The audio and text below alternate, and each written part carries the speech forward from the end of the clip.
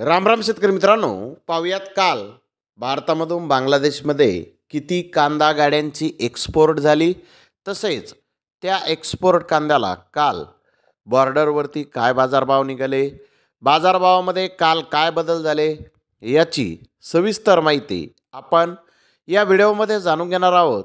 त्यासाठी मित्रांनो आपल्याला व्हिडिओ संपूर्ण पाहायचा आहे. तर मित्रांनो, काल गोजेडांगा बॉर्डर येथून 43 गाड्यांची एक्सपोर्ट ही झालेली आहे. तर मेंदीपूर बॉर्डर येथून 39 गाड्यांची एक्सपोर्ट काल झालेली आहे. हेले बॉर्डर येथून 5 गाड्यांची एक्सपोर्ट काल झालेली आहे.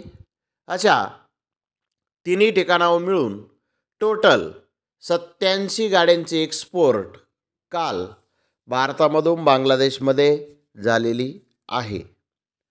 यामध्ये मध्य प्रदेश येथील कांदा होता, नगर नाशिक जिल्ह्यातील कांदा होता, साऊथचा कांदा होता, राजस्थान अलवरचा कांदा होता, तसेच गुजरात येथील कांदा यामध्ये होता.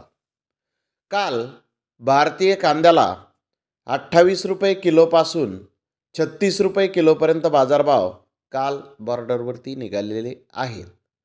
मित्रांनो, काल निर्यात ही थोडीशी जास्त झाली.